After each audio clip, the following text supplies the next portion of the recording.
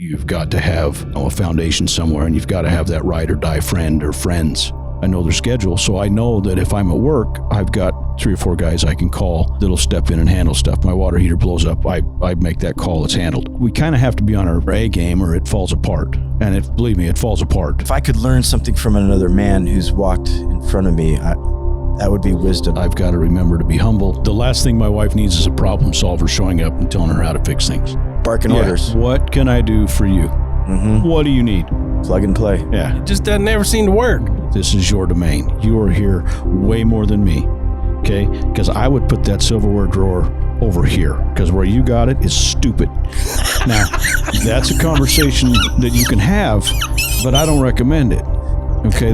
And I'm going to tread a little lighter. I'm going to come into that and say, okay, this is where we're going to put this. Very good. She's the queen of this place, you know, like... She's a CEO. I have to. She'll beat my ass. If you're a man that controls his own destiny, a man that is always in the pursuit of being better, you are in the right place. You are responsible. You are strong. You are a leader. You are a force for good. Gentlemen, this is the Alpha Quorum.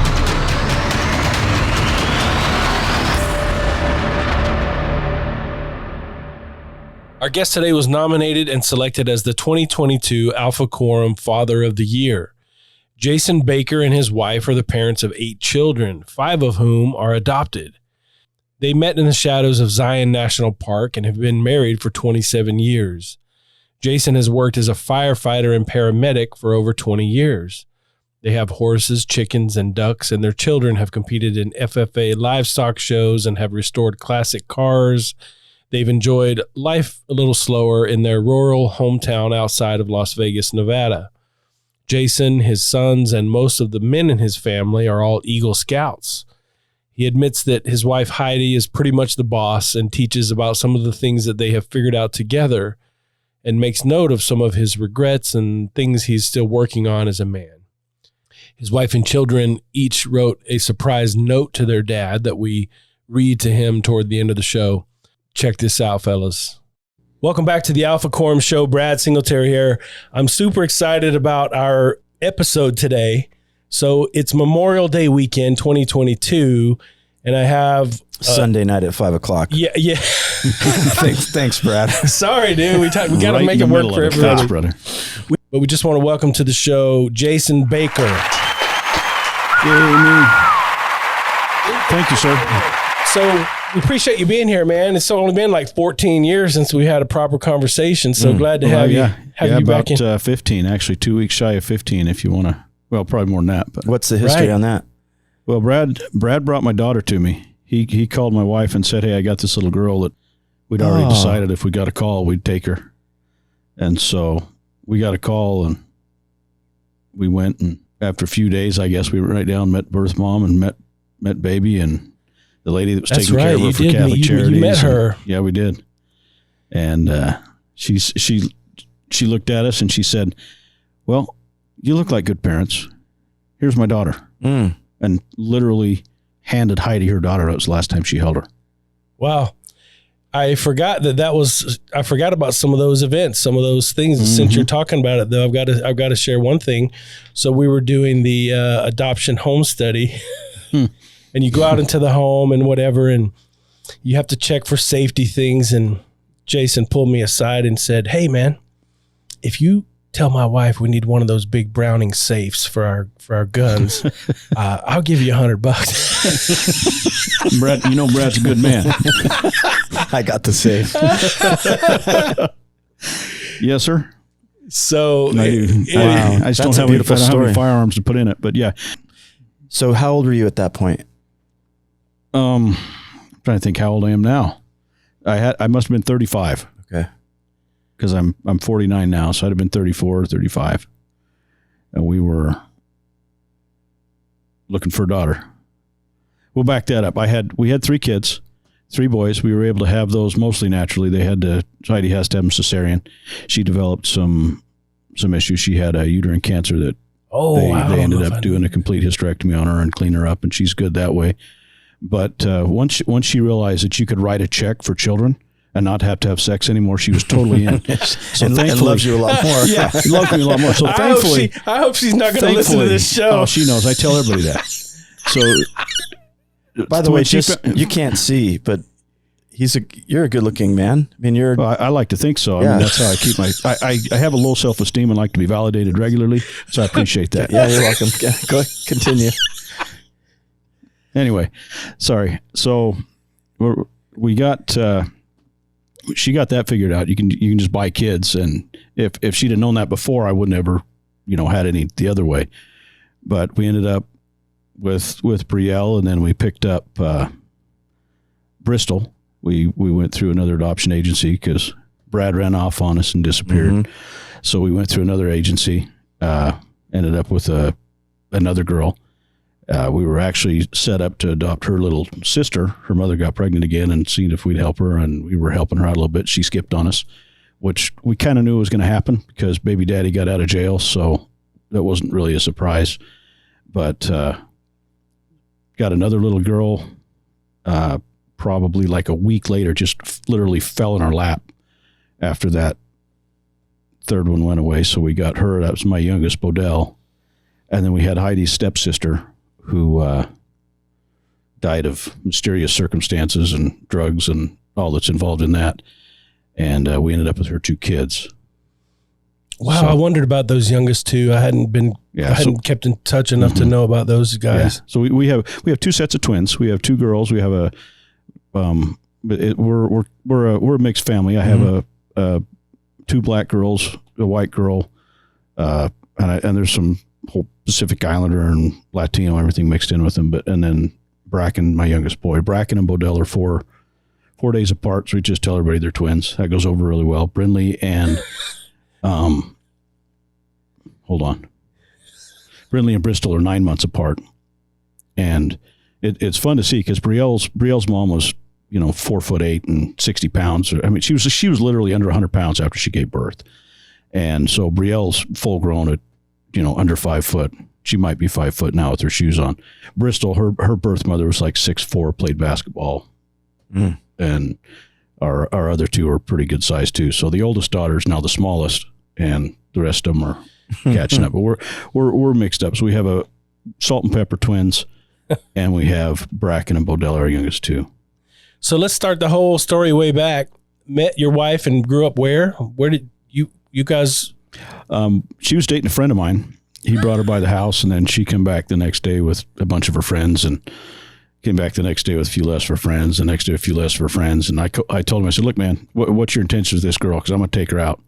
He said, you go ahead. I just kind of, scamming on her. Oh, okay. Back in the day, that was just going and making out, I guess. So next thing I knew, that was that. We got married about four months later.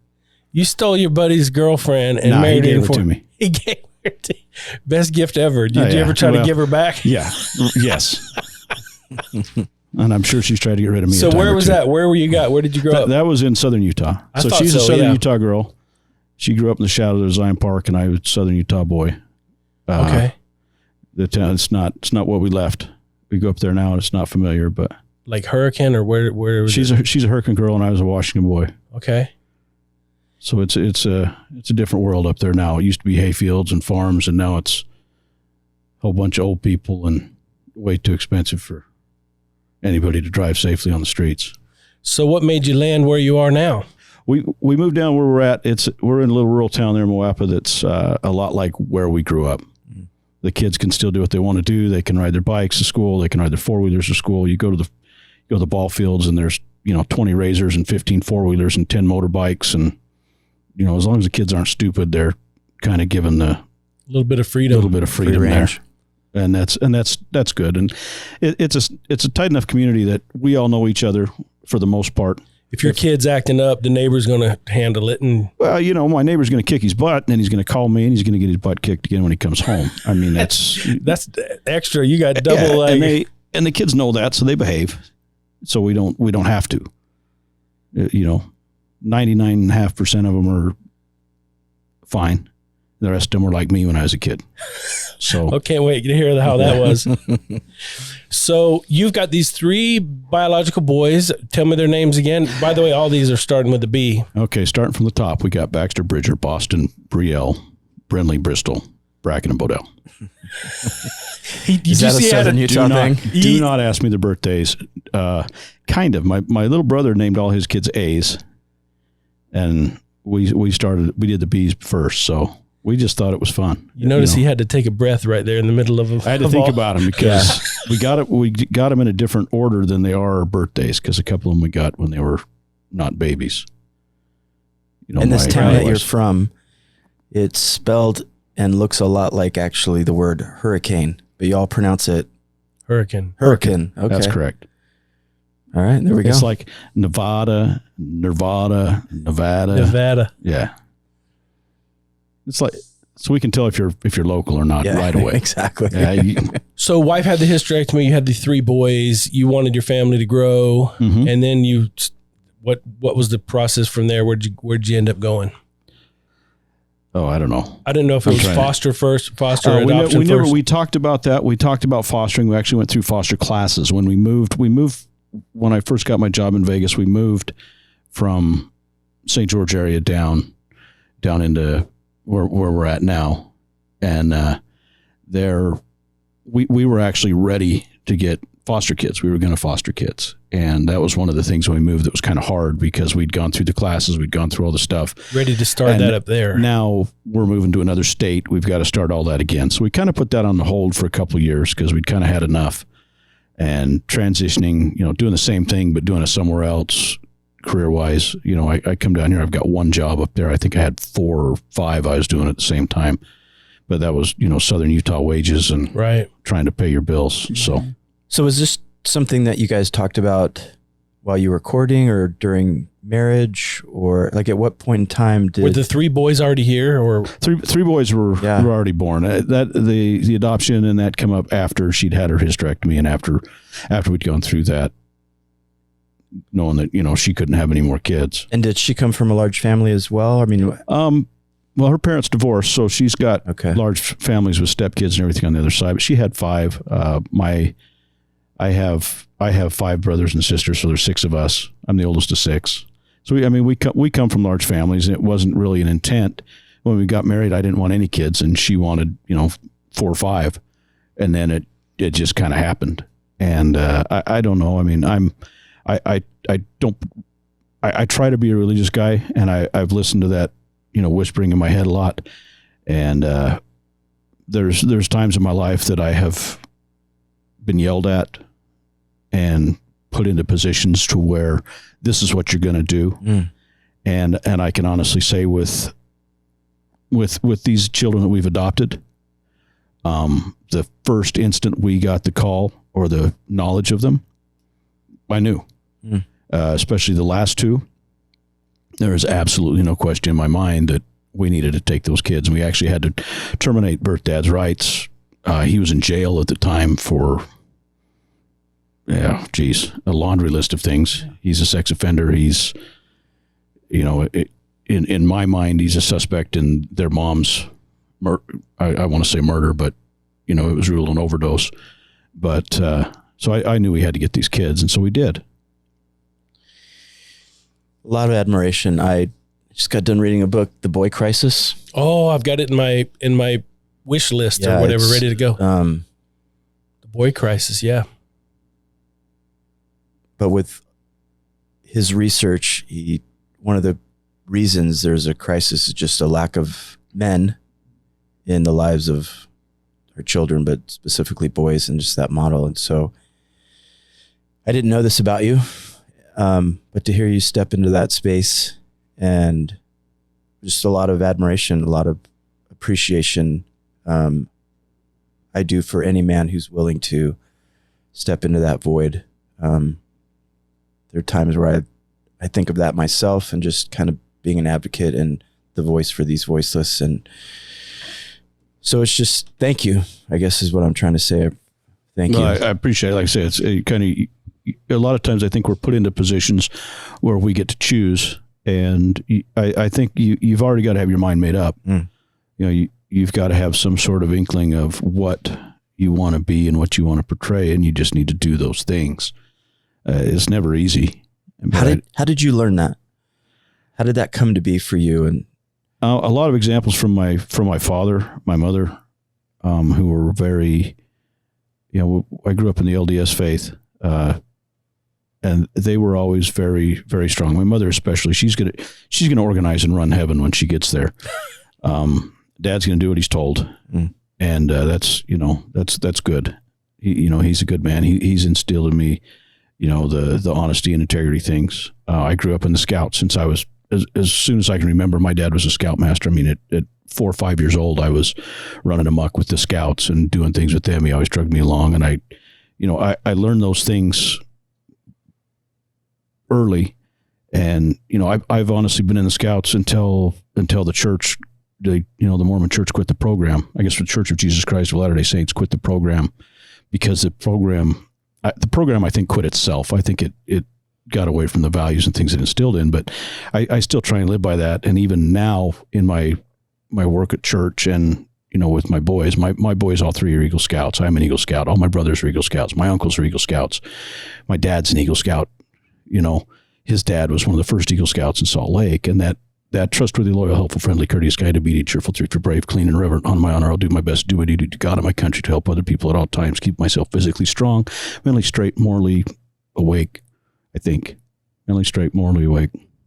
Anyway, that's always stuck in my head, and that's kind of what I live by. And my career, I think, references that. I want to be somebody that's prepared to help and able to help my family, help myself. And it's not always easy. Sometimes you need help. A lot of times you need help. And being able to accept that, ask for it, you've got to have, a foundation somewhere, and you've got to have that ride or die friend or friends that you can count on no matter what. So. And your career? I'm a firefighter paramedic. Firefighter paramedic, which means you're away from home a lot. That's true. 24-hour shifts. What I believe that I've kind of watched over the years is just that when you are home, you are home. And I know you may take a hunting trip or you may do something away, but you seem to be involved, man. You're doing stuff with your kids. You've got a day. It seemed like you got the funnest family ever. I mean, I see these pictures of you're out there trying to get some unstuck from the mud out there or whatever, and just animals. I mean, talk about your whole lifestyle with your family. We come home. There's 8 of them. I've got 3 of them out. 2 of them are up in Utah working now. One of them's married. One of them is soon going to be. My oldest 2. Another one is in Washington on a mission. But I still have 5 kids at home, and it seems like it's good just having 5, and that sounds silly, but now my girls are in cheer and gymnastics and, looking at playing sports and basketball. They want to play all these things, and you got to be busy. My wife is a full-time chauffeur, and when she's not doing that, she's doing laundry and cleaning and trying to get the kids to do that. And we have some kids that are special needs. We have some kids with some diagnoses of autism and those kinds of things. And, they suffer for some traumas a couple of them from some traumas that they went through, and, effects of what their birth mothers did to them when they were in the womb. And, so we kind of have to be on our A game, or it falls apart. And believe me, it falls apart. I mean, I can't imagine. There's tears and hate and yell and discontent and that in our home. Obviously we don't want that, but hey, shit happens, and it explodes. It does. But so what does that mean of you when you talk about fulfilling your respective roles and stuff? And you got to be on your A game in order to keep things going. I do what my wife tells me. Like what you said about your dad. Yeah. And she's a single mom. A lot of times she has to handle things in situations, which again, we have, in my career field, I've got a lot of friends who are either home or gone. So, that phone call at 2 a.m, I'm not scared to make it if my family needs it, and neither are they. So we have a support network, and whether it's a friend of mine that's in law enforcement, or a friend of mine that's another paramedic that lives down the road, or, works for another department, I know their shift. I know their schedule. So I know that if I'm at work, I've got 3 or 4 guys I can call that'll step in and handle stuff. My water heater blows up. I make that call. It's handled, and I don't have to worry about it. And that's something that, is wonderful living where we live, to have that network of friends and family that can do that kind of stuff.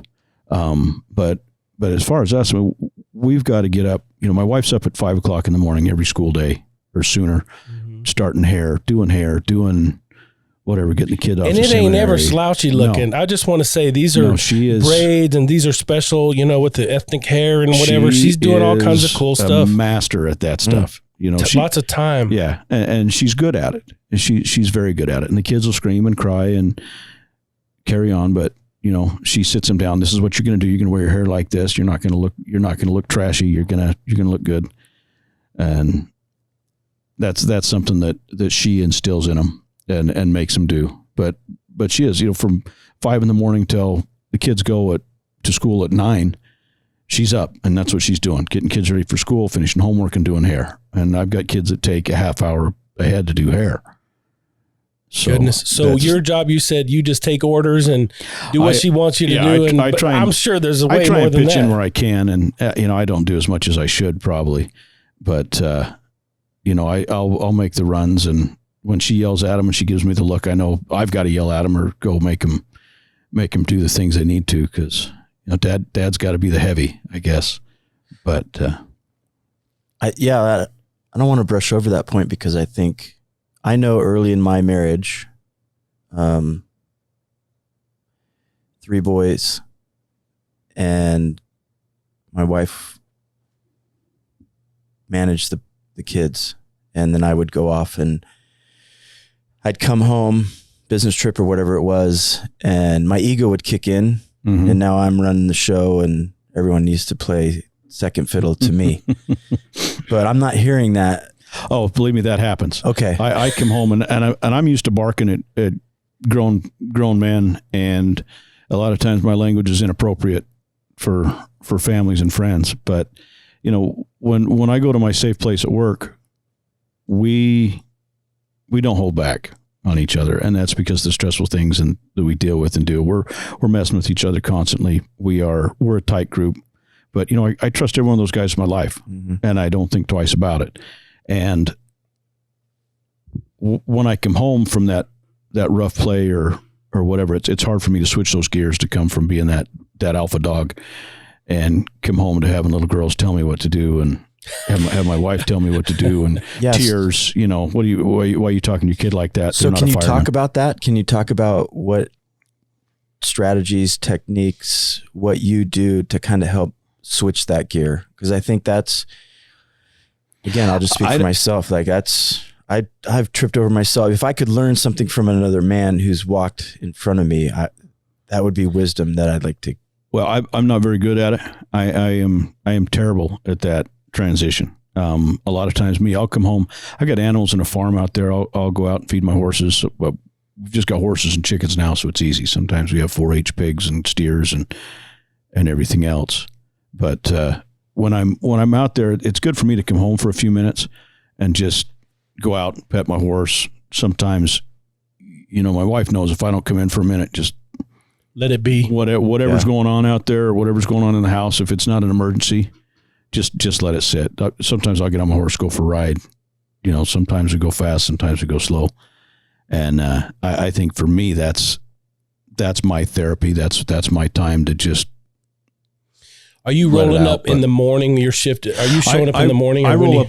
I roll up in the morning. A lot of times I get home for my kids to go to school, my younger kids, so I'll be able to see them before they go to elementary school, which is nice. I come home in the morning. If I get held up or whatever, I'll just miss them. But it gives me a chance, and I come in. Probably half the time I come into an empty house with just her in there.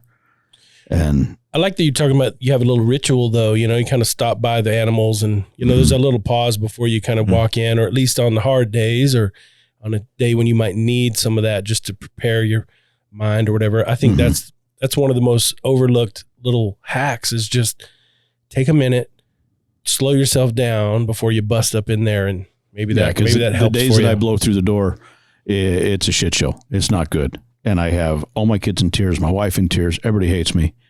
and I don't care. And that's not a good way to be. You know, it doesn't accomplish anything, and then you feel bad, and then you spend 2 days fixing that problem. You know, so that's something that for me, it's taken a long time. I mean, that's why we have such a high divorce rate and everything else, is because you don't have the forgiving on both sides. I think that I've got to remember to be humble. I've got to remember that I got no idea what's going on at my house. You know, I've got a kid that eats doors and furniture that's 10 years old on occasion, you know, so I don't know what I'm coming into, and I ought not say anything about how the house looks, because I've been there at times, and it's hard. It's hard with kids with regular kids, let alone kids that have some issues. And sometimes she runs out of gas too. So I've got to, and I've got to do better at that still. I mean, it's something I continually work on. But I have to remember that when I come in that house, whatever's going on with me has got to stay. Leave work at work. Yeah, and isn't that an interesting construct too? Because I step into the role of the job, right? So you're fireman, EMT, and the natural thinking is assessment. I got to assess the situation. Let me assess. And if you were to bring something from into that area, it gets messy. And yet the last thing my wife needs is a problem solver showing up and telling her how to fix things. Yeah. And so you step into the same environment, but with a different cap of, now I'm dad, and I forget to assess and just kind of understand you don't know what's gone on the the last 2 hours. And yet I'm barking orders. Yeah. What can I do for you? That's huge. I've got to come in. Hey, good to see you. I'm home. What do you need? Plug and play. Yeah. And then the other thing that you'd mentioned was, you know, this, I call it a tribe, but you've got this brotherhood, these. It is. It's a tribe. It's a family. You know, whatever you want to call it, whatever your group or your clique or whatever it is. I think that we, especially as men, need that, because you can't, I don't know, you maybe can. I can't have the conversations with my wife that I can with these guys, because I can just let it out. You know, she's going to get offended. She's going to get mad. Well, you're a jerk. And me, I blow up. I'm over it. Let me just puke it out. Let me throw it all over the place, and I'm good. And I've found that if I go home and yell at my wife and tell her what I think, it's going to be 2-3 weeks before I fix that bridge. And she doesn't respond to that well. Where if I can just get rid of it and come in but that, you know, that's the differences in. I really feel like humans. it just never, I'm trying to think if I've ever seen it work, or has it ever been effective for a man to correct a woman and it, you know, go off in some genuinely nice way. I just don't think it's possible. We think we're going to yell and bark our, you know, roar back or whatever, and it just doesn't ever seem to work. Well, you don't even have to bark. Does that ever work? They never say, "Oh dear, thank you." You are so smart. That is great. Yeah. I've been waiting for that feedback, and I would like to thank you. Yeah, I'm so glad you told me how to do the dishes correctly. Yeah, it's not going to happen. So the point is that we should knock that off, but you're just bearing testimony of the same thing. That it doesn't work. I try and sorry to talk over you. I try and adapt the idea of, you know, this is your house. This is your domain. You are here way more than me. Okay. Cause I would put that silverware drawer over here, because where you got it is stupid. Now that's a conversation that you can have, but I don't recommend it. Okay. And we've had them, you know, but you know what? And I don't live there. I'm let live there. I'm let visit on occasion. So I'm going to tread a little lighter. I'm going to come into that and say, okay, this is where we're going to put this. Very good. Let's just get it there. That's beautiful. That acceptance of her role, like she's the queen of this place, you know, like She's you're the saying. CEO. Oh, I have to. She'll beat my ass. I will come in here black and blue. I mean, she comes off as a nice little church lady, but I'm here to tell you, she knows all the fireman words. Yeah. Dude, that's awesome. So I just talk a lot about how I believe that the best of men have this polarity. They have a little bit of each side of a thing, you know? And so you've got serious, like this tough side, you know, this Eagle Scout, hunter, fisherman, outdoorsman, freaking farmer, raising animals, like badass like that. Like this dude got some, I don't know what they are, but I know they're expensive boots. and he looks like a cowboy gangster. Gangster, and he's got this, I don't think they have those. He don't like They're that watching word. Yellowstone. That's a polarity in itself. Cowboy gangster. Now I'm a Go on, Brad. I'm still waiting for Dr. Phil to walk in the That's door. the here. I West. don't He thinks this is an intervention. That was the first thing he said to us. Listen, guys, if this is an intervention, I'm out. know. Y'all can't get me. Brad and I are in flip-flops and shorts. And So you got this like polarity between the tough guy, seriously, community servant, public servant, hero, firefighter in charge of other guys at times, and being, this leader, and also letting your wife win in that as much as you can. I mean, I know it doesn't always work that way, but you have this honor for her. You're placing her in this position. Oh, she puts It's not herself just- there. She it's allows not- me to hang out with her. It's not. No, you got it. You got it all Are you wrong. serious? I feel like that. Is that really how it is? Or I think we play well off each other. It's taken us a long time, and believe me, we have been on the cusp of killing each other more than once. And I'm sure. How many years? You said 27, I think. Wow. Yeah. 27 or 28. I don't know. I don't know when her anniversary is. I tell her that all the time. She reminds me. I know when it is. Don't think I don't. But, you have to have that give and take. And, she lets me sometimes act like I'm in charge. And then, we try not to fight in front of the kids, obviously. We try to keep that between us, but it doesn't always work. But she certainly... will you admit that you have a tender heart? No. Yeah. See that? I'm a softie. I Yeah, am. You come know on. what? I cry at Thank movies. you. Don't ever let anybody. I'll hide it. I'll deny it. But There's when Old Yeller died, I was a train wreck. Yeah. But that's part of the polarity that Brad was talking about, right? Like, and I get that.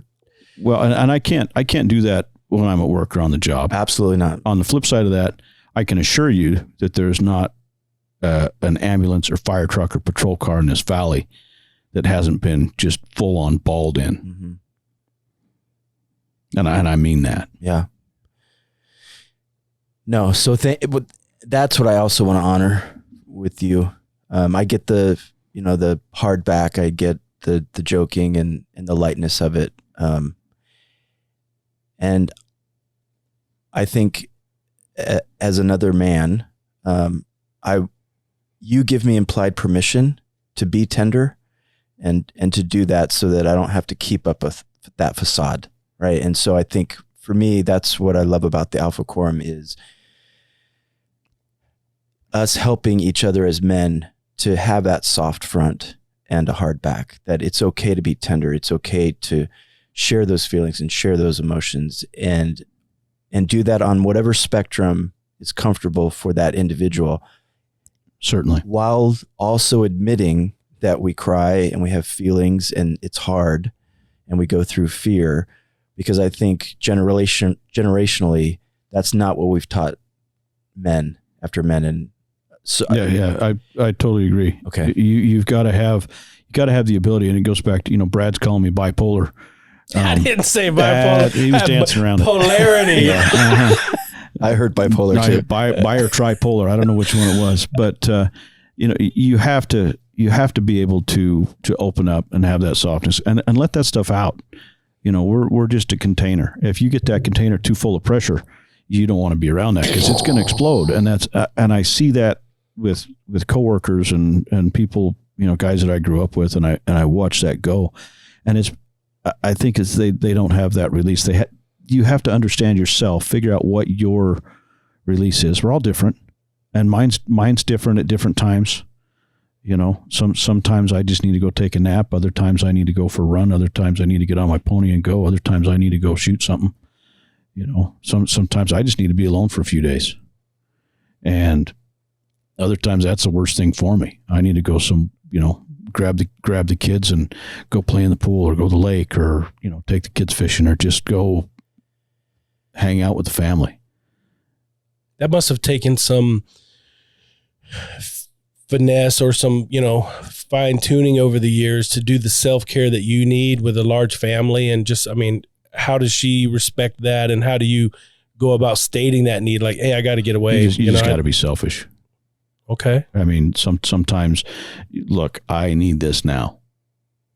You know, but you can't play that card all the time. I mean, that's not fair. Like, but in case of an emergency, you pull that one out. Yeah, and you know, she's understanding. She knows, and she can tell. I mean, we've been together long enough. I mean, it's pretty hard for us not to know exactly what's going on with the other, and you know, I couldn't do it without her. You know, it just wouldn't happen. And I'm fortunate that she puts up with me and is as loving and tender and as good of a woman as she is to deal with me. Because I mean, I got a lot of shortcomings. There's not enough time on this earth to go over all those. But I'm interested to know how you came to that self-awareness. What was your process? Like you just dropped a bomb of knowledge as far as what you need and what kind of avenues that you need. How did you learn that? Like, did you have some insight as a teenager, adolescent, like young man, like help?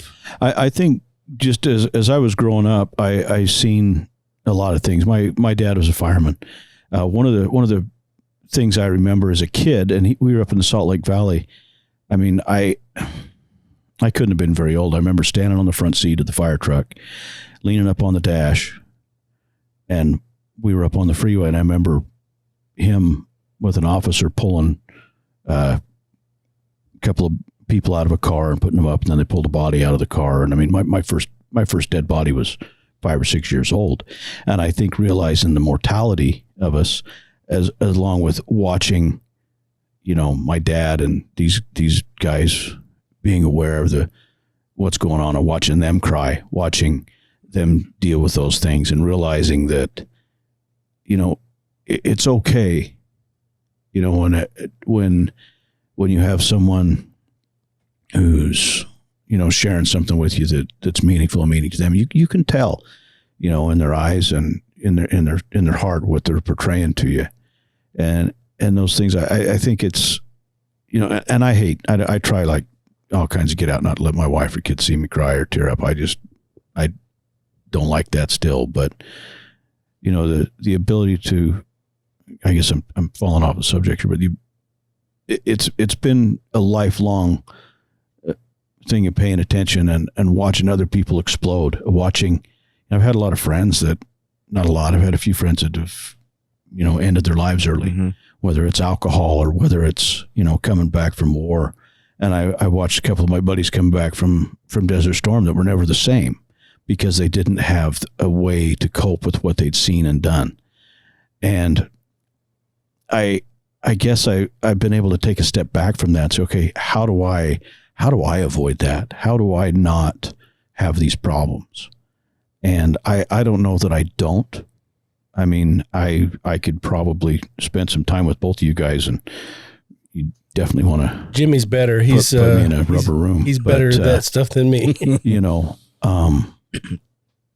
I think that you have to absorb it in the moment and then kind of let it go and be able to step away from it. And you'll never forget it, but you can't dwell on it, you know?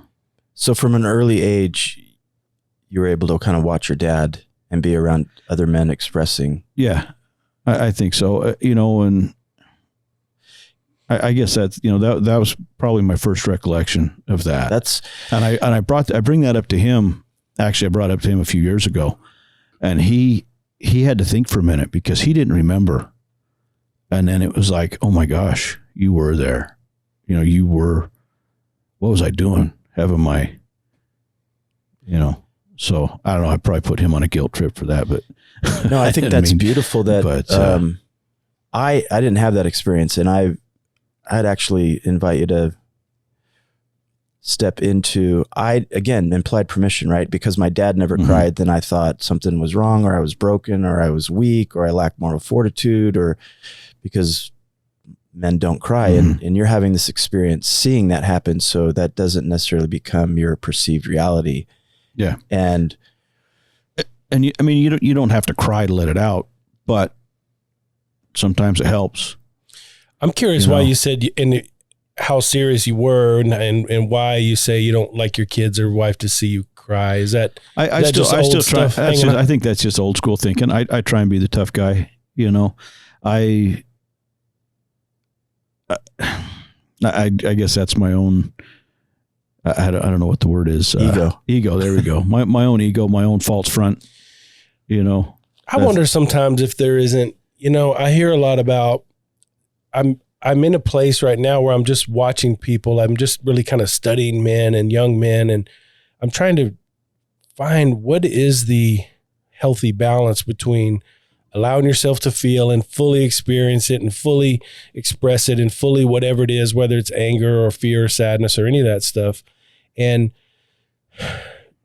pulling up your pants and getting, you know, put your boots on and get going. Like I believe that sometimes if I have the tendency maybe to wallow in my feelings. So maybe if everything's on a continuum, you got the guy who refuses to ever say that he has sadness or any feelings or fear, and he doesn't ever express it for sure, and he's completely kind of locked out of it. And then you got the guy who's, you know, he can't control, he has no control at all, but he allows himself to feel it. Maybe somewhere there in the middle, or at times, in order to provide for your family and to work as a public servant, but you're saying I have to shut that down. I can't be emotional. In fact, one of my favorite little quips that I use with my clients is, hey man, you need to get into your inner paramedic in this case. And they're like, what? And I'm like, well, imagine you come up on a scene, you know, you come up on something, you better keep your breath slow and keep your heart slow and look around you and just kind of see what's happening and use your brain and not really be overreactive with emotion. And so I don't know where I'm going with that. I just, because that sounds like you watch the chaos, and where do you find chaos? With the yelling and the screaming and the gnashing of the teeth, ripping the clothes is chaos. When people are screaming back and forth, it's chaos. But if you can come in and be calm, say, hey, look, this is what we're going to do. This is how we're going to take care of this. You needed this and you needed this, and explain and not. I mean, sometimes you have to shout, but you have to be in control of your facilities. You have to be able to maintain that thought, because your brain's your biggest tool. Mm-hmm. Your body's just kind of there as an accessory. Now, you know, and that's dealing with your family, your wife and kids, and in every aspect. You have to be able to think things through in order to, you know, what's your end goal? How do I get there? Take a second. You know, if we lose control of that facility, now we're just a wild card in the wind, going with making the problem worse. Well, you talked about polarity, right? And so I remember hearing an interview of a teacher with the shootings that just happened this week, and she got choked up, and what she basically said was, I'm feeling a certain way in the classroom, and I don't want to show these kids this emotion. Like, I need to, and I thought that's maybe, but also because of the polarity, I need to be able to show my kids that it's okay that I cry. It's okay to have these emotions, because then they get to see the other side of that. Certainly. That here's a teacher who feels sad and feels a certain way, and it's okay. She's giving herself permission to do that for her own healing, but also to show these kids that they can do the same. It's because if we keep showing like all men don't cry, we hard all the way around, we got an inner paramedic, like then there's no room for anything else, or at least to have that discussion. I think that's part of the challenge we have with men today in that teaching. Certainly. And, you know, and everything in moderation. You know, it's okay to cry, but it's not okay to bawl and sit in the corner. You still have to function. I mean, at times you're going to need a ball and sit in the corner, but you know, like with that situation, when you're under that pressure, you still have to perform. You still have to be the shepherd of those children. You have to let them know that we're going to do this and have a plan. And it sounds like she did. I mean, I didn't hear the interview, but that's to me, that's great. She nailed it. There's your alpha right there. Yep. One of the words that I guess comes to mind is regulation, you know, and that doesn't mean avoidance. That doesn't mean, you know, hit the gas. That means it's regulated. And I think to allow ourselves, that's what I was getting at, I guess, is maybe that's the the real middle ground between stuffing it, because that sounds so negative and it doesn't really do any good and whatever. But in some moments you have to distance yourself from your emotional mind, and kind of and merge more toward the rational. But regulate maybe is the word. So that's what you're doing. You're saying I don't like my kids to see me cry, but I'm sure have, and you show emotion. They certainly have. When we've cried together, and whether it's funeral or losing a ball game or what, but I think that the exponential effects of those, I try to think of the word. Don't overdo it. It doesn't do you any good to scream and yell at the top of your lungs. I guess once in a while, that rare occasion, let it out. But we have to be in control of our facilities and our emotional state, not to break things or, I guess, I don't know. I think you're right. Yeah. I think that's, I don't know. I was just kind of doing some like in real life processing right there, because I like when you say sometimes you got to suck it up, but taken too far, that becomes what they talk about as kind of the toxic masculinity. But there is sometimes denial has a survival value, or, sometimes you have to shut that down, put it somewhere else for a time, and do what you have to do, especially when you're dealing with other people's safety. Now that's other people are even yours. You walk up on a scene, you got a situation, and you're out there, and you have to. That is not the time. To be Sherlock Holmes. You've seen the movie Sherlock Holmes with Watson. Every time he does something, goes into slow motion. This is what I'm gonna do. This is what's gonna happen, and that's how he solves his problem. And our brains, we have the ability to do that. We have the ability to slow things down in our head and, okay, that's a bad idea. Okay, let's do it this way. And I've found that in some driving circumstances. I've found that in at times, in a burning building, that you have to think, and you have a second, and even it's not a second, but in your mind you can slow that down, process those things, and then make your choices. And I think that's a part of our fight or flight mechanism. We have that, but when we choose to fight, we still have a moment to decide how we're going to fight and what we're going to fight with. But when that fight's over, we need to be able to get rid of that animal and recover, if you will, from the stress of it. I thought I was just going to have you in because you're kind of good looking, but man, I didn't know you had all this wisdom. Well, you fake it till you make Dude, it. Right? My dad always says, you got to be 40 years old to be a man. Well, we got a seasoned man here who's just like, I don't know. It's just I'm amazing in good shape to hear. For a 75-year-old. It's amazing to hear what you're sharing right now, like what life has taught you. It's pretty awesome. I like how you were talking before about your fire buddies, and I don't know if you have friendships outside of like coworkers and stuff. Those are particularly people that you've bonded with. But we have kind of a tight clique.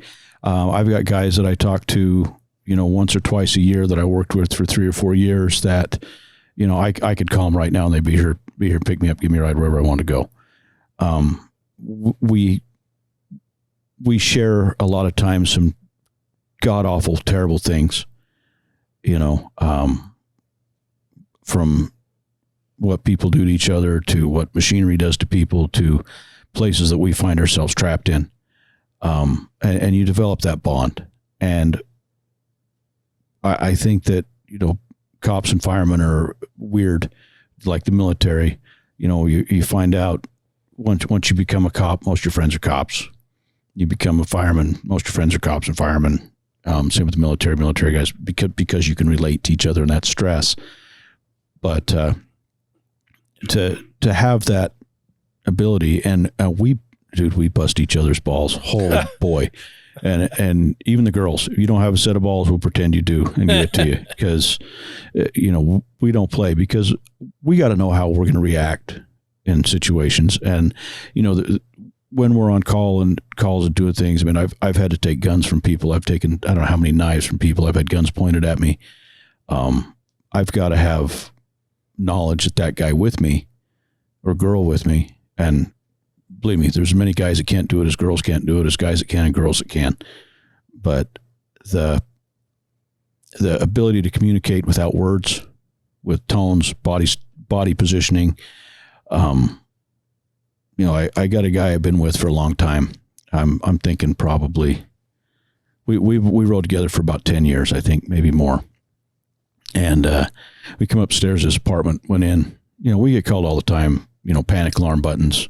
They're real good about sending us to burglar alarm. Say we got an alarm here, it's a medical alarm. It's not a medical alarm, it's a burglar alarm. Things of that nature.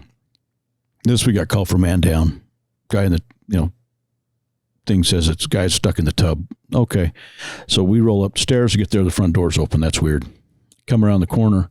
Here he comes around the room, and I got a 40 in my nose. And I can, the way the light is, I can see the hollow point in the barrel.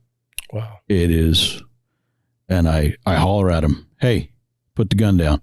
My partner, who's about 4 steps behind me, immediately drops his bag, and I hear him book it down the stairs because I know a couple things going on. We come into the house, he realizes the door's open. It's weird. He's paying attention. He's punching in. He mentioned it to me. That's weird. And so now we're heightened. He's heightened. As soon as I said that, he's gone. He's on the radio calling for backup, calling for the police. You know, so, and I can communicate to him so there's not 2 of us in there. You know, fortunately, he turned his head and we fell down, broke his table, and he lost his gun. But it worked out okay. You know, we finally got it handled, but we were able to have that communication to where we didn't both get stuck in there, to where one of us was able to get out and, you know, call for help, you know, but 9 times out of 10, you know, we don't have the luxury of waiting and something like that. So we do. Good night. That gives me anxiety listening to that story. Just hearing it, I can't imagine being there. You mentioned you said I was heightened and he was heightened. Tell me what you mean there.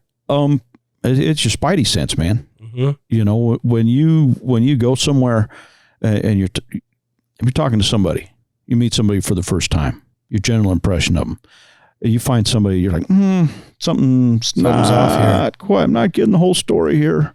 You know, my wife's terrible. I shouldn't say terrible. One of the best compliments I can give a person is they're no good. So my wife is the king of spidey senses. She can walk by somebody, meet somebody one time and tell you their soul is dark, they're no good, they're going to be a problem. And she, don't tell her I said this, but she is right 110% of the time. Yeah, that's my wife too. Nails it. Super sensitive to that stuff. Yeah, nails it. And, you know, I'm not that good, but, you know, I find that, you know, again, trying to keep a clear head, using your mind, because things don't add up. There's a reason. You're not getting the full story. You're not seeing the big picture. You don't get focused in on these things here.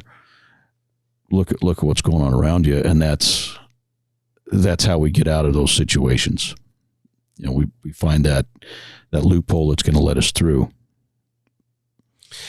Dude, so I'm curious about those kinds of partnerships or friendships or connections or communication just in real life outside of work. Obviously, that's for survival. That's for the community's interest to kind of be that way, to have this training and this rapport with your team, you know, that you really can feel each other and know what's going on. When it comes to, you know, I mean, parenting stuff, again, you're like personal problems. Do you have people around you? Is it the same guys? Do you talk about these things at work when there's not a call? Certainly. Or is it like, who's your confidant type level people when it comes to, I don't know, just the bullshit of life that you got to deal with? We certainly talk about it at work, and it's funny because you know what? We all got the same problems. We're all married to the same woman on some. I ain't kidding. We are all married to the same woman on some level. We come home, you know, and for us, you know, we're gone a long time. We come home. Hey, why isn't this done? You know, I've been gone for 3 days. What the heck have you been doing? And we all get the same response. And the girls figure us out. We're not complicated. I mean, we need food and sex and told to shut up. That's what we need. And, you know, that'll keep most men happy. Yeah, we're not that complicated. No. and sometimes not in that order.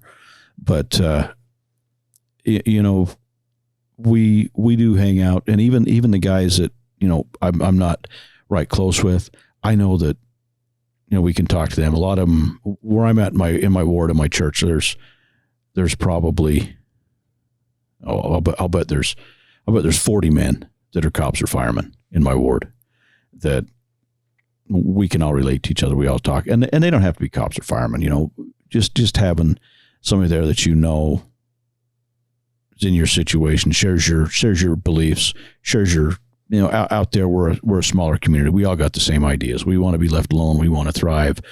You know, we're going to enjoy ourselves. So, you know, bouncing those things off, and I'm a pretty chatty, open person. I'm not scared to grab somebody and bend their ear and try and listen to what they have to say. And, you know, I'm cocky enough. I'll straighten them out if they're wrong. Do people come to you? I mean, you've got to be, you know, 50-year-old firefighter. One look at me, they're like, what is this fat knucklehead doing over here? He needs to go.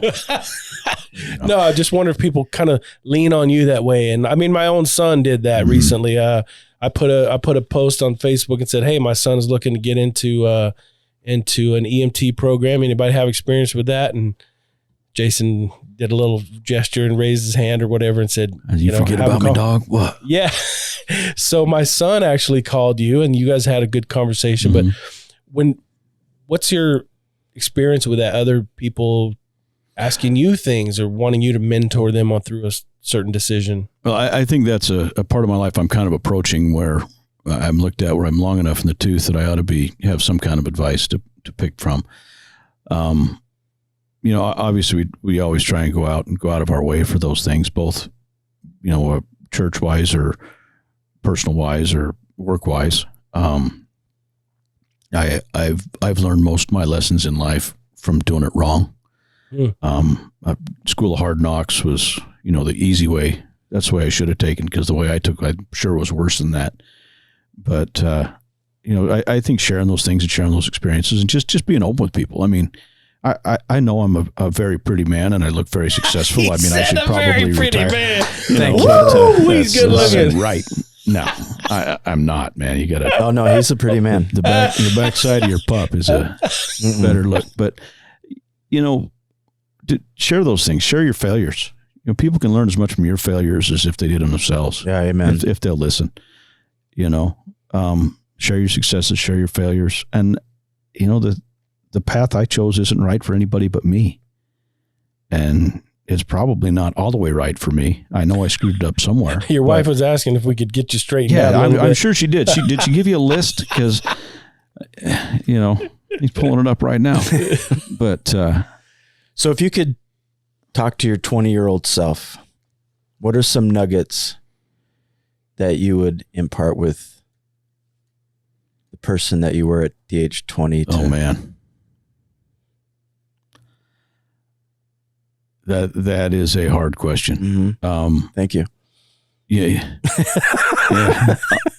You know, I think that even if I was telling my 20-year-old self the answers, you wouldn't have listened. I wouldn't have listened. No, I know that. I definitely wouldn't have listened. You know, besides buy land, go buy that cheap crap out in the desert. Because, you know, my grandfather told me that. Says, if you ever have an extra $1, go buy dirt. Because you know what they ain't making any more of? Dirt. Yeah. Okay. You know, and, you know, obviously, you know, Apple stock would have been good in the 70s or 80s. It would have been amazing. But, you know, the lessons that I've learned, I think I had to learn the way I did. You know, I can tell my 20-year-old self all day long, you know, hey, don't sell that car. That would be one of the things. Don't sell your Chevelle. Don't do that.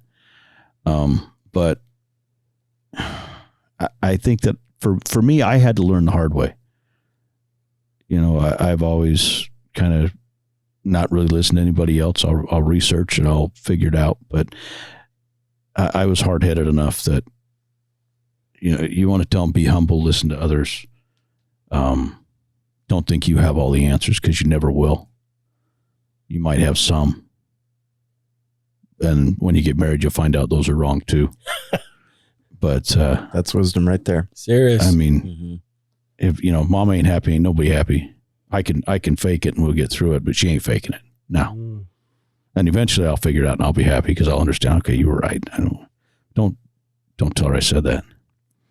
But so you've got this, serious, wise, older, gentlemanly way about you, and you've also got this nutty, like playful. I mean, I've got some pictures of you doing some wild. I'm not known for my maturity.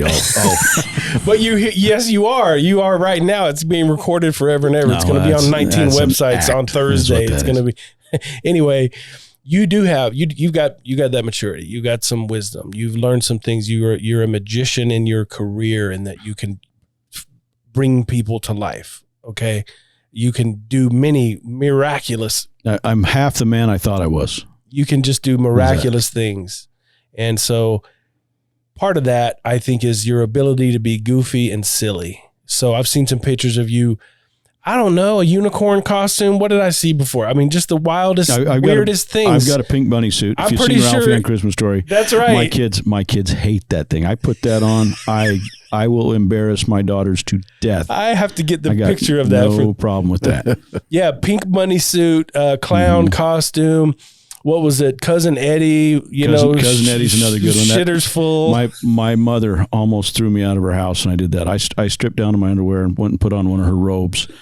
And we were camping outside of her house. I think it was like Thanksgiving. They had we put all their Christmas decorations up Thanksgiving. And so I went out front, right in front of the manger scene, and I grabbed my RV hose and her garden hose, and I stood out there with my Cousin Eddie hat and in her bathrobe and in my shorts. She was mortified as her neighbors drove by. It was fun. That was great.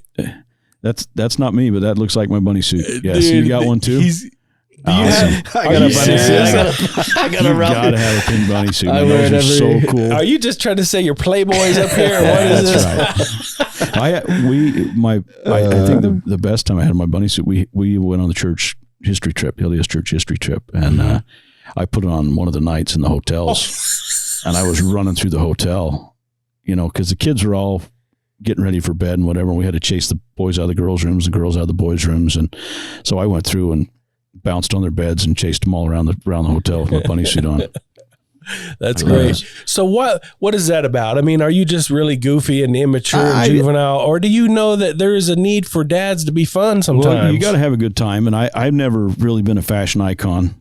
I mean, my girls go crazy because I put on my Hawaiian shirts or my corduroy shorts or whatever. And I don't care. I wear socks with my freaking sandals because my feet hurt when I walk barefoot on carpet. So, I mean, it is what it is, and I think that people need to laugh and have some fun. Yeah. And I'm confident enough in myself. I don't care. You laugh at me.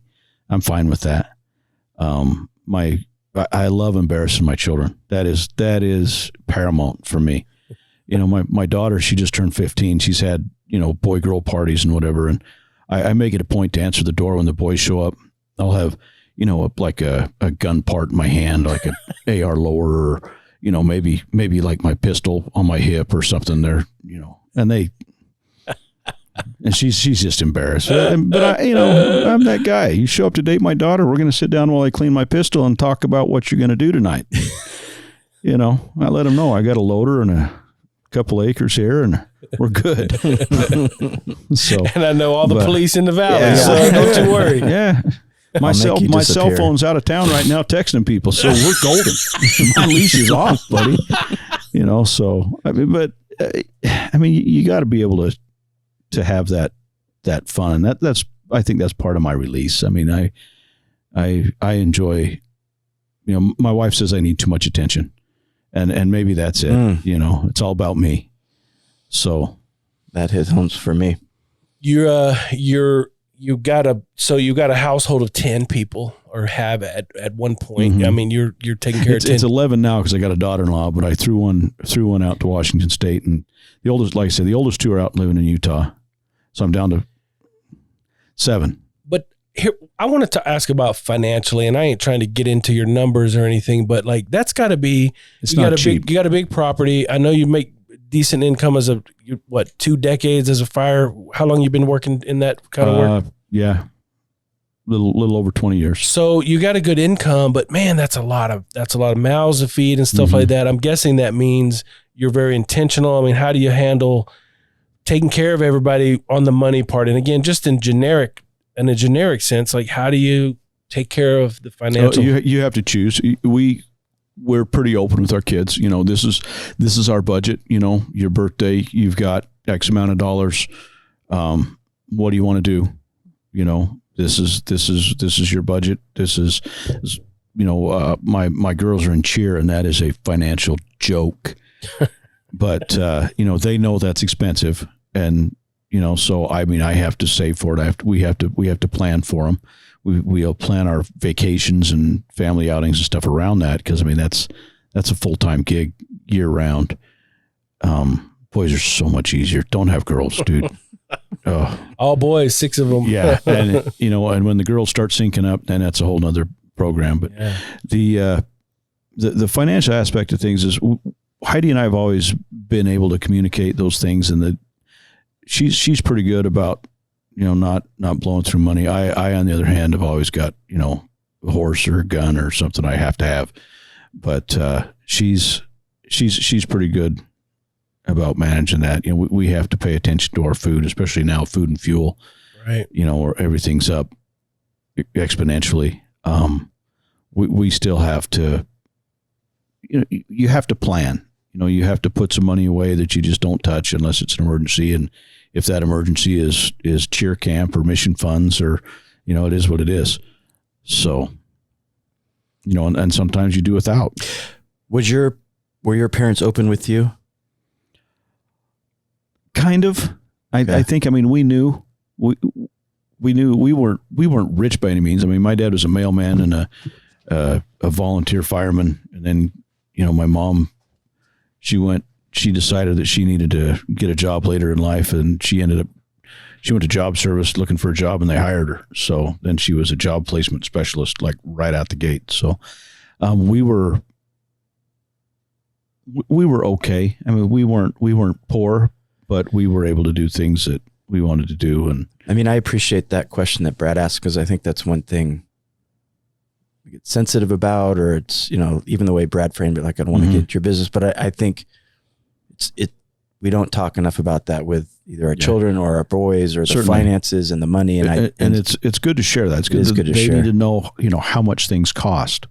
And that's one thing, you know, when we go on vacations or even to the grocery store, I enjoy taking my kids with me to the grocery store, because they'll say, hey, can we get this? I say, yeah, you know, let me show you this. Someone, they're like, whoa, especially lately, you know, their favorite cereal or whatever, you know, hey, you know, if you want that, it costs this much, or we can do this and get twice as much. And they kind of punch into that, and oh, okay. So maybe if I'm really good and do some chores, yeah, you know.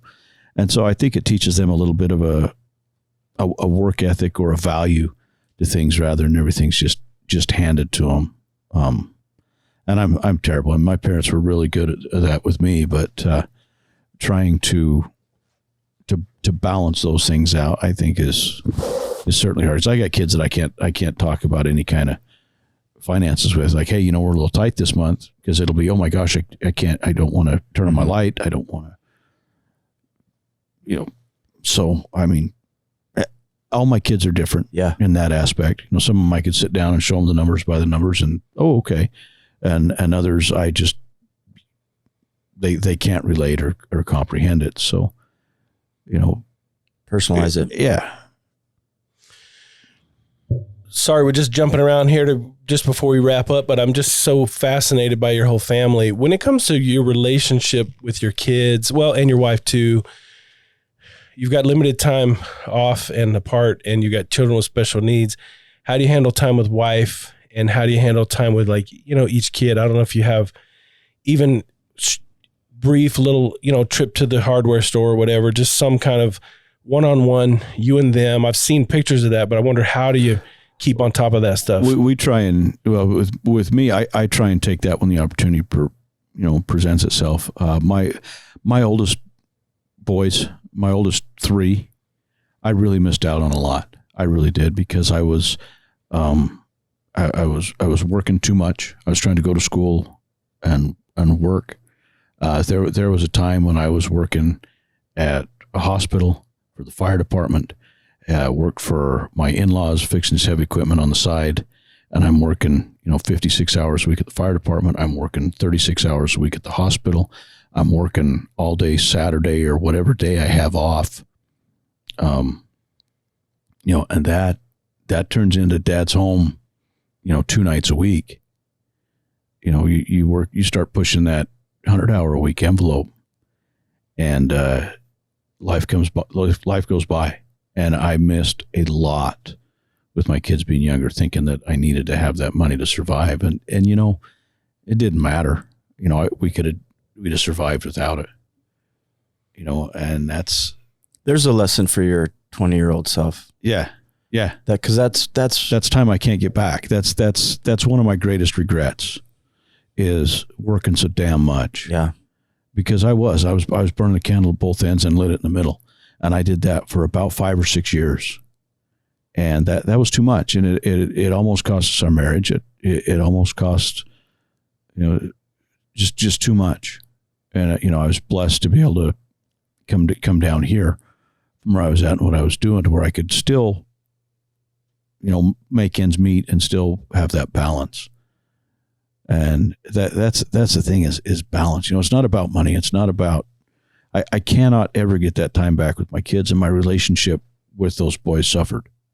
And still to this day, I think it suffered. I mean, we're good. We get along, we do things, and we have a lot of fun together. But, those times, those precious times when they're small is paramount, and I got a little taste of that with our other kids. But even when we adopted, we had 4 kids in diapers, for crying out loud. Goodness. When they're all stacked up. And we had 2 and thought we were in over our heads, and we adopted 2 more, and we thought, I'm going to go work, babe. I'll see you in a couple. I'm out. But, being able to spend that time with those little kids, that's so important. I think you said 20-year-old self, that's got to be it. Mm-hmm. Spend that time with your kids. Enjoy them while they're young. They'll be teenagers, not want to hang out and talk back to you soon enough. Maybe that's when you go work the extra hard hours. Well, I'm telling you, they don't get any cheaper. You think they're expensive when they're little. They get older. They just, it's a whole different program. The games get more expensive. Yep. Problems get bigger. Need a place to live, need a car, need a college, help out where you can. So I've got 2 more questions for you. Maybe, I don't know if you have anything to wrap up here, Jimmy, but what is something that you want to improve, that you're still kind of working at, and you would really like to master and get better with, or something you want to stop doing? I mean, what's one thing out there that you really want to make a significant change in? I think for me, I am super jaded on people and society. I hate everybody the same. I can't imagine why. I hate everybody the same. And it's not any one particular people, but I really, and I'm kind of getting on top of it, but there's some time there where I hated people. I'd go to work, and I'd come home, and I didn't want to go anywhere, do anything. Let's go away. Let's go to the mountains. Let's go hide somewhere. I don't want to be around people. I don't trust them. I don't like them. Aside from my people, my family and whatever. But I think that's something I need to do better with. You think the career did that? Is that your temperament? I think it's a combination. I don't think it's any one thing, but my experience with, seeing the things that I see, what people do to each other, seeing the abuse, the neglect, the frickin' evil that people will embody and do to each other is just, I think that probably 95% of the population has no freaking clue what goes on and happens in their neighborhoods. And it even happened, it's even in Happy Valley. Mm-hmm. But thank you for that. I feel like that was delivered just for me. I work a lot with the human and sex trafficking, and to hear someone who's been in that type of environment for 20 years, to remind someone who's relatively young in that path of being mindful of that, It's freaking heartbreaking. It is heartbreaking. And you used all the words I've used before. Evil. It's the atrocities. Yeah. There's no calling it anything other than that. It's evil. And to see what grown ass men will do to an infant, be it sexual, be it violent, let alone what they'll do to an adult or a teenager or an adolescent. But I know there's a just God, and my belief in God and my belief system, my religion, keeps me from killing those people.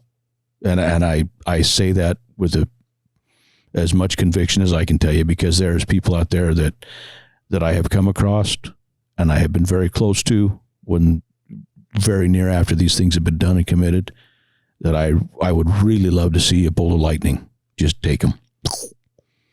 I don't think I want to kill them, but I would sure love to help them make that meeting with Jesus. You said you were kind of working on that, and you were getting around to your improving the ability, improving your ability to not hate everyone, hate all people. What are you do? How's that happening? I think that's just a change in me. I've got to look for the good, and not dwell. Again, everything has its place, and having that disdain for that, I think, is okay. But I can't dwell on it. I can't let it come into my car when I go home. I definitely can't let it into my home when I get home. And, for me, I've always tried to build our home as a safe place. And I try and tell my kids and instill in them, anything you need or want to talk about, let's have it. If you need to go in the other room, let's have it. This is a safe place. This is our fortress. The evil of the world's outside. Keep it there. This is our happy place. This is our fortress. And we'll deal with the things we need to deal with in here. And we will cast those bad things out the door. And I need to focus on that a lot more. And I want my children to understand that's something that I want them to feel comfortable there. And I want, the neighbor kids to feel comfortable there. I want my neighbors to feel comfortable there, my friends to feel comfortable there, because that's what it's for. That's home. That's a safe place. If you need to come and cry on the shoulder, cry on the shoulder. If you need to come and borrow something, whatever, that's why we're here. We're here to help each other out. And I think that focusing on that for me, and I've got a couple good friends that I can go and sit down and chat with and do those things. And that's good for me to get it off my chest.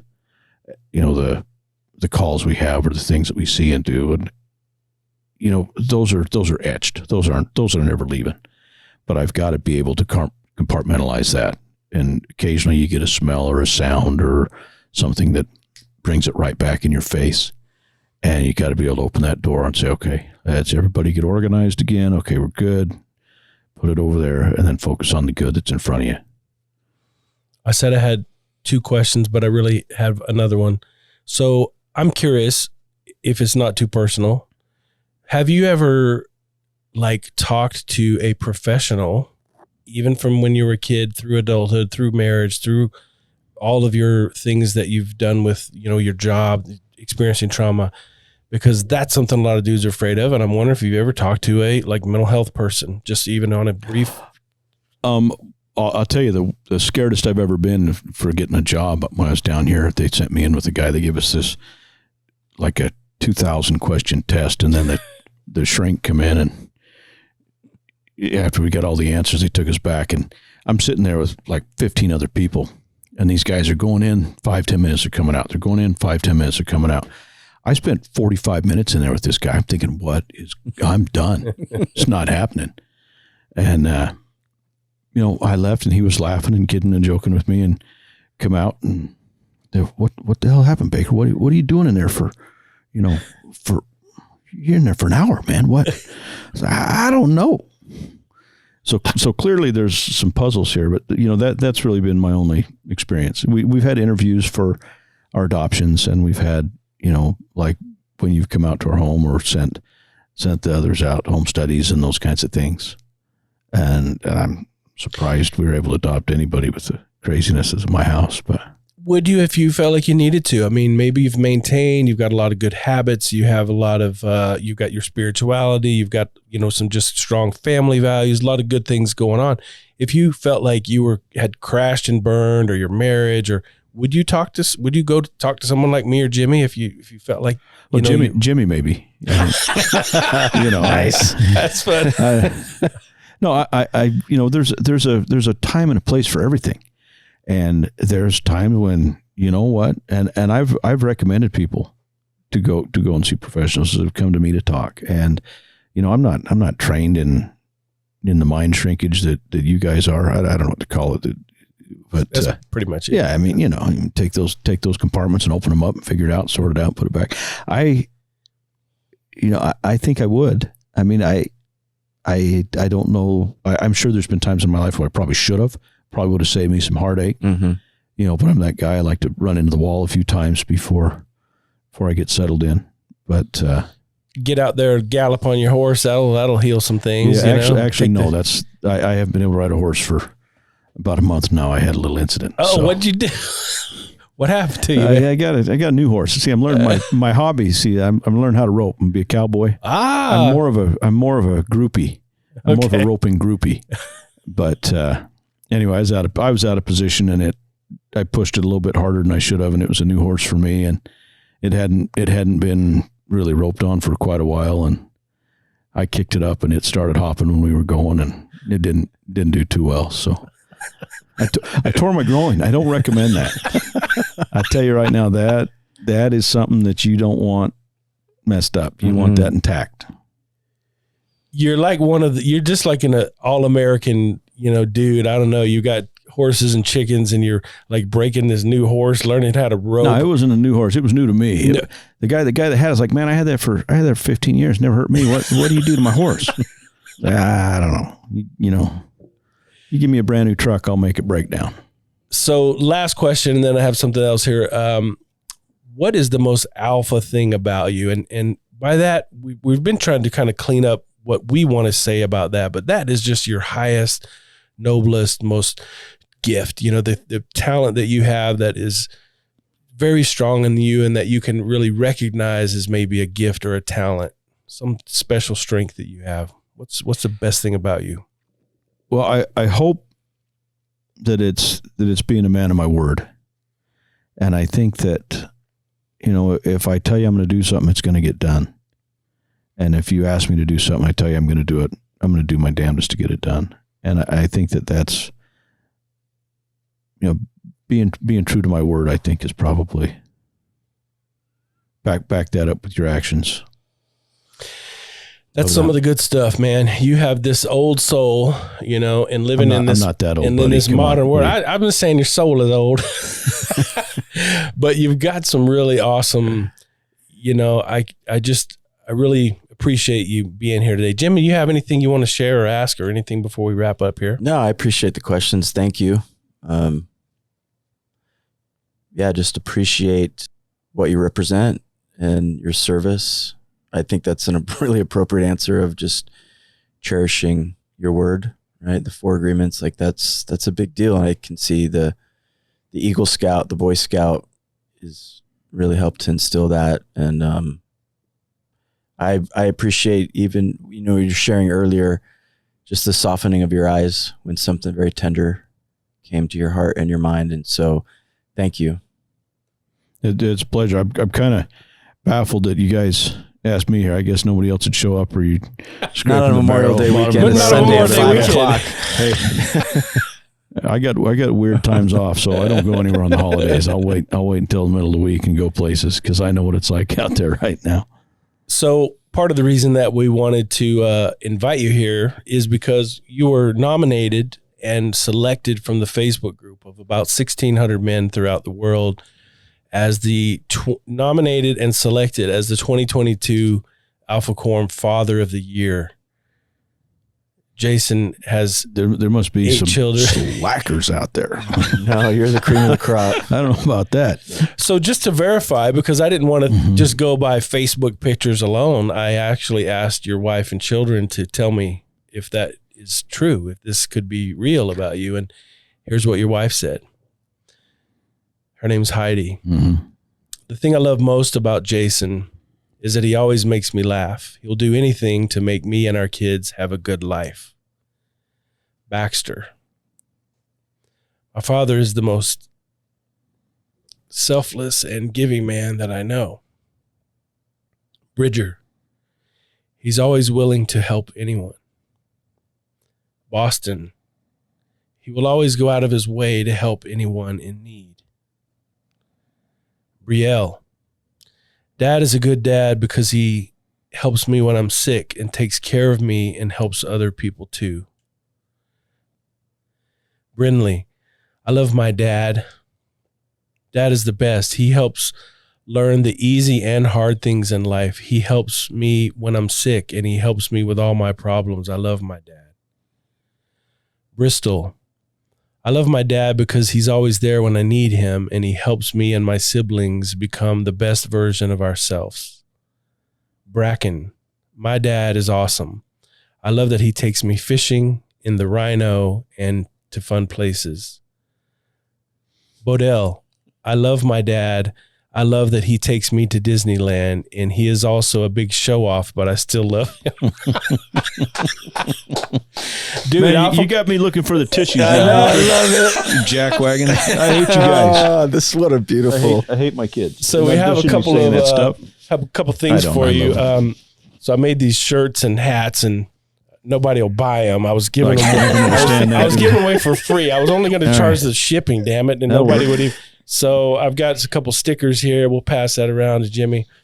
Got a flashy snapback hat. Oh, do I take the sticker off of that, or do I wear it with the sticker on? Well, That looks you like please take the sticker off. I mean, I don't know what The NEAU stands for No Excuses Alpha Up. I like it. There's a shirt here. That's an extra large. You have to tell me if you need a bigger one. That shit fits you. I've been wearing extra medium all my life, man. It's perfect right there. You built like this, you got to have something. Here's a $100 gift card. Holy crap. And then this, I'll just open this. You got to be careful with this because it's a little bit fragile. But I'll just have them send over there to look at this. You can put somewhere. It's not crystal. It's just acrylic, so don't drop it. Wow. But brother, I'm Yeah, thank you. I'm honored and floored and disheveled, and I don't know what to say. Thank you. It should go to my wife. well, brother, we know you're not perfect. No one is. But to be willing, you've added 5 members of your family and your household that weren't born there. And that's a badass. You take advantage of the opportunities that you have. You've admitted some faults, and some things you regretted with your older boys and time. And you're trying to keep it right with their mom as far as, she's the queen of that castle and you're just doing what you can. And you're trying to listen. You're trying to be patient. You're trying to prepare your mind as you walk in the house. You're a great provider. I mean, you got chickens. Those kids are you're a 1%. And ducks. You're a 1%er. You know what I mean? Like, Yeah.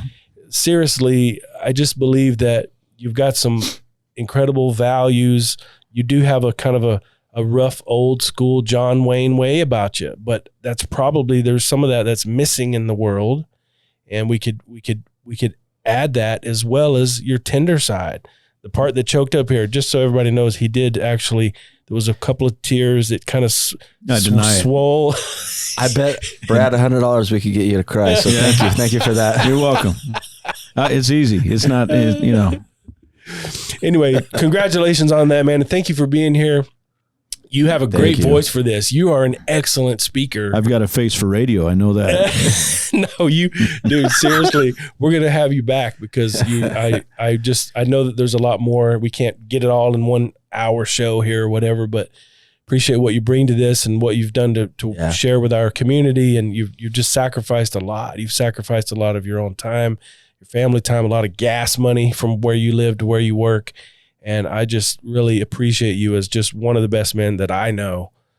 I know that means You got to get out. You got to get out, buddy. Get out of that chair, Yeah, Brad. dude. You got to go outside, look around, meet some people. One of these days, I'm going to bring my family up to your house. We have 8 in our household, so 6 kids. You We're got going an to show open up, invite, buddy. Anytime you show want to up show over up. there, knock on the door. But anyway, thank you again Thank for you. being here, man. You guys, It's my pleasure. this is Alpha. This is a guy who shared some things he's learned along the way. He's almost 50, but he looks Knocking on the door. like he's almost 30. No. And we just want to, again, thank you again, Jason Baker, 2022 Alpha Quorum Father of the Year. You guys, until next time, no excuses. Alpha up. Thanks, Jason. My pleasure. Gentlemen, you are the Alpha, and this is the Alpha Quorum.